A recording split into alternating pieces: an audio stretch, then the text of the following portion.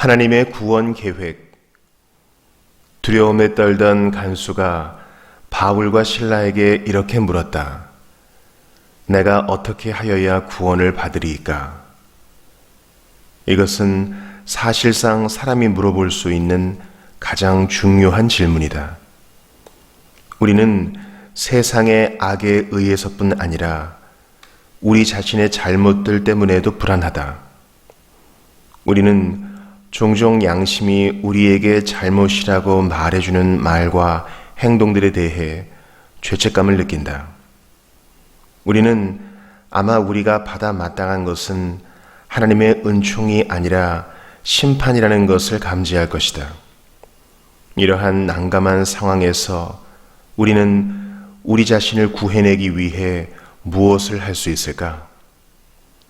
혹은 어떤 일이 일어났는가? 이에 대한 대답으로 먼저 구원을 이루기 위한 하나님의 계획과 역사를 개관하고 그 다음에 이 진리들을 보다 상세히 풀어보도록 하겠다. 개관, 창조. 하나님은 이 세상과 그 안에 있는 모든 것을 만드셨다. 태초에 하나님이 천지를 창조하시니라. 하나님이 자기 형상, 곧 하나님의 형상대로 사람을 창조하시되 남자와 여자를 창조하시고, 하나님은 인간을 하나님의 형상으로 창조하시고 하나님과 방해받지 않는 교제를 나누도록 하셨다. 그리고 자신의 창조 사역이 끝났을 때 그것이 심히 좋았다는 것을 보셨다. 반역.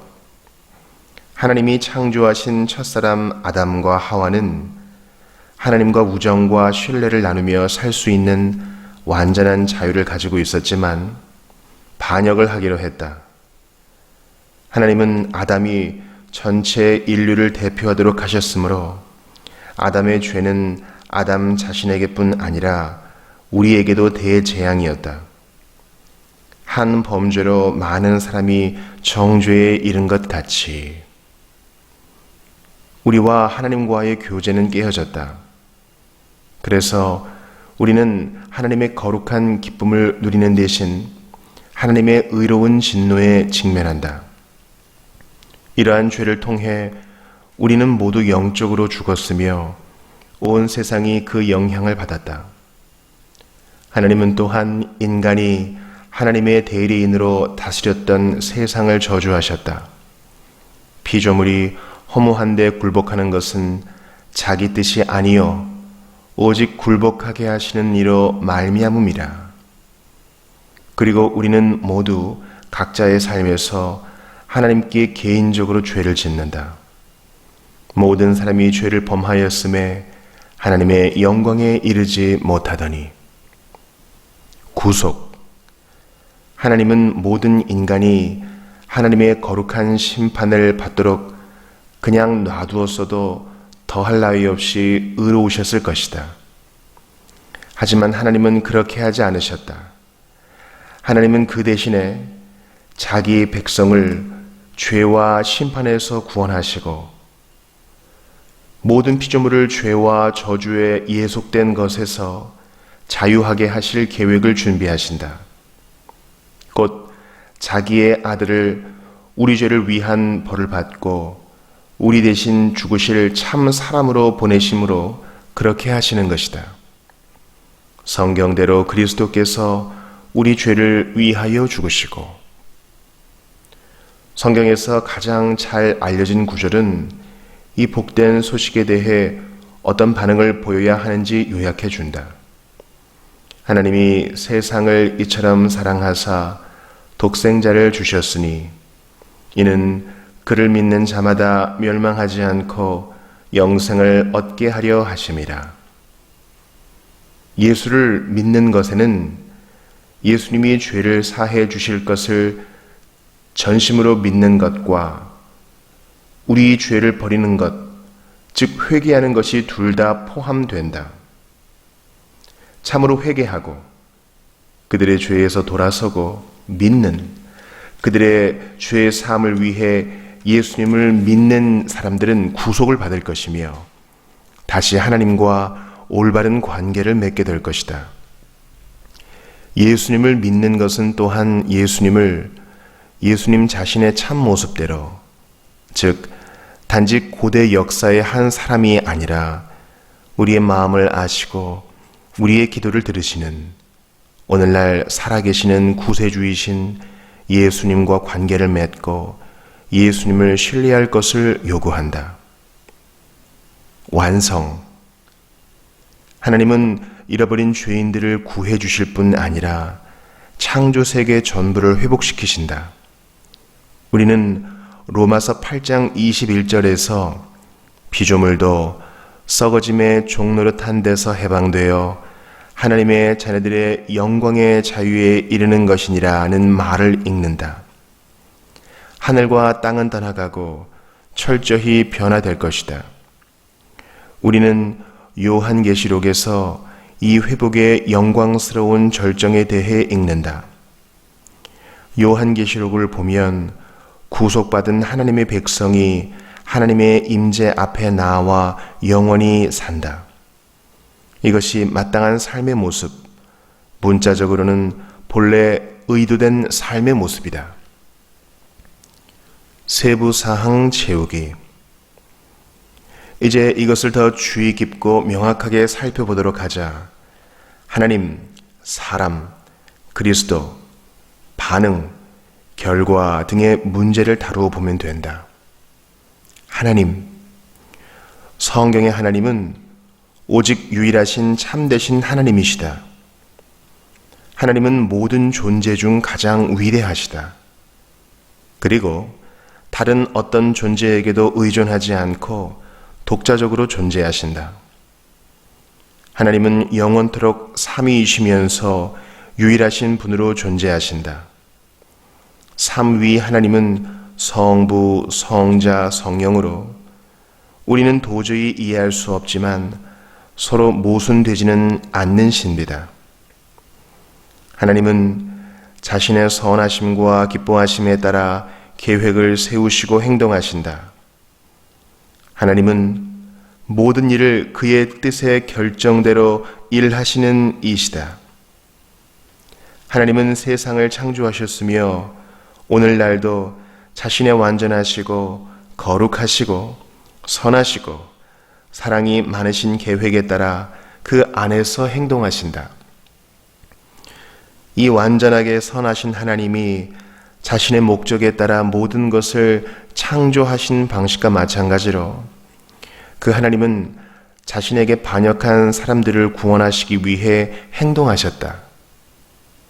이 행동 역시 외부의 어떤 것이 하나님께 강요했기 때문이 아니라 예수 그리스도를 죽은 자 가운데서 부활하게 하심으로 말미암아 우리를 거듭나게 하사 산 소망이 있게 하시는 그의 많으신 긍휼대로 그렇게 하신 것이다. 사람은 특별하게 하나님의 형상으로 지음받았다. 이것은 무슨 말인가? 부분적으로는 그것은 우리가 하나님의 대리인 역할을 하는 특권을 받았다는 것이다. 하나님이 지으신 피조 세계에 대한 부통치자로서 땅의 피조물들을 정복하고 하나님의 선하신 통치를 반영하는 것이다. 우리의 권위는 하나님의 권위에서 유래되며 하나님의 권위를 반영하도록 되어 있다. 하지만 기능적인 것 외에도 하나님의 형상으로 되어 있다는 것은 우리가 여러 면에서 하나님과 유사하다는 의미다. 하나님과 마찬가지로 우리는 영적이고 이성적인 존재다. 하나님과 마찬가지로 우리는 의사소통을 하고 관계를 형성한다. 하나님과 마찬가지로 우리의 영혼은 영원히 지속된다. 하지만 성경을 보면 또한 창세기 3장에 기록된 아담과 하와의 죄는 지속적 결과를 가지고 있다. 그 죄 때문에 우리는 도덕적으로 타락한 채로 태어난다. 우리는 삶의 모든 영역에서 자연스럽게 하나님을 외면하고 죄를 향한다. 우리는 악할 수 있는 만큼 악하지는 않지만 마땅히 선해야 하는 만큼 선하지도 않다. 우리는 이제 모두 죄인들이며 삶의 모든 영역에서 죄를 짓는다. 우리는 부패했으며 잘못된 선택을 한다. 우리는 거룩하지 않으며 죄를 향하는 경향이 있다. 우리는 하나님을 사랑하지 않으며 그렇기 때문에 변명이나 핑계의 여지 없이 영원한 멸망이라는 정당한 정죄를 받고 있다. 우리는 하나님께 죄를 짓고 하나님의 은혜에서 떨어지고 창세기 3장의 저주 아래에 있으며 장차 그리고 영원히 하나님의 공의로운 심판을 받으리라는 약속을 보장받았다. 죄의 삭은 사망이요. 우리는 바로 이런 상태에서 구원받아야 할 필요가 있다. 예수 그리스도. 모든 인간이 절망적이고 무력할 바로 그때 하나님이 우리를 사랑하사 우리 죄를 속하기 위하여 화목제물로 그 아들을 보내셨다. 완전한 하나님, 성부와 성령과 함께 영원히 존재하시고 영원히 하나님의 모든 속성을 가지신 분인 하나님의 아들, 즉 성자는 사람이 되셨다. 성자는 동정녀 마리아의 아들 예수로 태어나셨다. 하나님의 아들이신 예수님은 목적을 가지고 이 세상에 오셨다. 즉 자기 목숨을 많은 사람의 대속물로 주려고 오셨다. 이는 우리를 죄와 죄책에서 구속하기 위해 오셨다는 의미다. 예수님은 부지불식간에 혹은 내키지 않는 마음으로 제물이 되신 것이 아니다. 예수님은 아버지 하나님을 따라 그렇게 세상을 사랑하기로 하셨다. 이제 예수님은 온전히 인간이 되었지만 또한 이 세상에서의 삶 또한 내내 온전히 하나님이셨다. 그리고 오늘날까지도 여전히 완전하신 하나님이시다. 예수님은 예언을 성취하는 방식에서 자기 자신의 신성을 분명하게 가르치셨다. 그 예언은 하나님 자신이 오시는 것과 관련된 예언이었다. 예수님은 죄를 사하셨다. 예수님은 예배를 받으셨다. 그리고 나와 아버지는 하나이니라고 가르치셨다. 완전한 사람. 예수님은 또한 완전한 사람이셨다. 예수님은 인간이 아니면서 인간인 채 하는 신이 아니었다. 예수님은 완전한 인간이었다. 그리고 오늘날까지도 여전히 완전한 인간이시다. 예수님은 육신의 부모에게 태어났고 그 부모에게 복종하는 삶을 사셨다. 예수님은 온전한 인간의 몸을 가지고 계셨다. 예수님은 자라며 강하여지고 지혜가 충만해지셨다. 예수님은 목수일을 배우셨다. 굶주림을 경험하고 목마름과 피곤함을 느끼며 시험에 직면하고 결국에는 심지어 죽음까지 겪으셨다. 예수 그리스도는 완전한 하나님이고 완전한 사람이었으며 지금도 그러하시다. 영원하신 하나님의 아들이 죄인들을 구원하기 위해 사람이 되셨다. 완벽한 삶. 예수 그리스도는 완벽한 삶을 사셨다. 실로 예수님의 모든 행동은 마땅히 해야 하는 대로 행하는 것이었다. 예수님의 말씀은 완벽했다. 예수님은 하나님 아버지가 명하신 것만 말씀하셨다. 내가 이르는 것은 내 아버지께서 내게 말씀하신 그대로니라. 예수님은 하나님 아버지가 뜻하신 것만 행하셨다. 그래서 히브리서 저자는 이렇게 결론을 내린다. 우리에게 있는 대제사장은 우리의 연약함을 동정하지 못하실 리가 아니요 모든 일에 우리와 똑같이 시험을 받으신 이로되 죄는 없으시니라. 예수님은 아담과 하와와 이스라엘이 그리고 우리 모두가 살았어야 했던 삶, 곧 성부 하나님을 일관되게 전심을 다해 사랑하는 삶을 사셨다. 예수님은 하나님으로부터 아무 벌도 받을 이유가 없었다. 한 번도 불순종하지 않았기 때문이다. 가르침. 예수님은 하나님의 진리, 특히 하나님 자신에 대한 진리를 가르치러 오셨다. 예수님은 하나님에 대한, 자신과 하나님 아버지와의 관계에 대한, 우리의 죄에 대한, 자신이 무엇을 하러 오셨는지에 대한, 그리고 우리가 이에 대한 반응으로 무엇을 해야 하는지에 대한 진리를 가르치셨다. 예수님은 구약 성경이 자신에 대한 것이라고 설명하셨다. 십자가 죽음. 하지만 하나님은 자신의 아들을 특별히 우리를 위해 죽으시도록 보내셨다. 이것이 곧 하나님이 우리를 향하신 자신의 사랑을 보이신 방법이다. 그리스도는 자신의 생명을 우리를 위한 대속물로 주셨다. 그리스도는 자신의 죽음에 의해 우리 죄를 위한 벌을 대신 받으셨다. 예수님은 그리스도를 거부하고 판결을 내리고 조롱하고 고문하고 십자가에 매단 사람들에 의한 끔찍한 폭력 행위에 의해 십자가에 달리셨다. 그렇지만 그것은 또한 하나님의 자기 희생적 사랑의 표현이기도 했다. 하나님의 아들이 우리의 죄로 인해서 우리에게 향한 하나님의 진노의 벌을 받으셨기 때문이다. 부활, 승천, 재림. 십자가에 달리신 지 사흘 만에 예수님은 하나님에 의해 죽은 자 가운데서 다시 살아나셨다. 이것은 그리스도의 사역이 받아들여졌음을 나타내며 회개하고 믿을 모든 사람들을 위한 예수님의 제물을 하나님이 받으셨음을 보여준다. 예수님은 하늘로 올라가셨으며 하늘로 가심을 본 그대로 오실 것이다. 그리스도의 재림은 하나님의 구원 계획을 완성할 것이다. 반응. 하나님이 그리스도 안에서 이 일을 하셨다면 우리는 구원받기 위해 무엇을 해야 하는가? 우리는 반드시 그리스도 안에서 하나님께로 돌아서야 한다.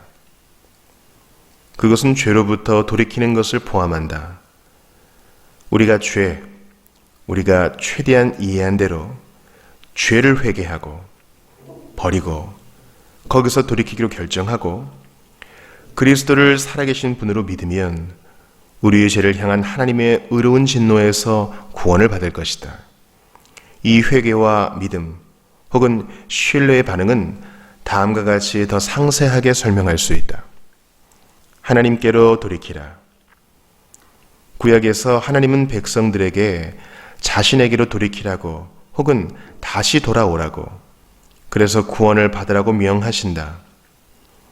신약에서 그리스도는 사람들이 하나님께 돌이켜야 한다고 설교하셨으며 바울은 자신의 설교에 대한 기사를 모든 사람이 회개하고 하나님께로 돌아와서 회개에 합당한 일을 하라는 말로 요약한다. 그래서 바울이 전에 말했듯이 바울은 유대인과 헬라인들에게 하나님께 대한 회개와 우리 주 예수 그리스도께 대한 믿음을 증언했다. 회개한다는 것은 돌이킨다는 의미다. 그리고 우리가 구원받기 위해 해야 하는 돌이킴은 근본적으로 하나님께로 돌이키는 것이다. 야고보는 하나님께로 돌아오는 이방인들에 대해 말할 수 있었다. 성경에 나오는 이런 의미에서 돌이킨다는 것은 당신의 삶을 누군가를 향하도록 하는 것이다.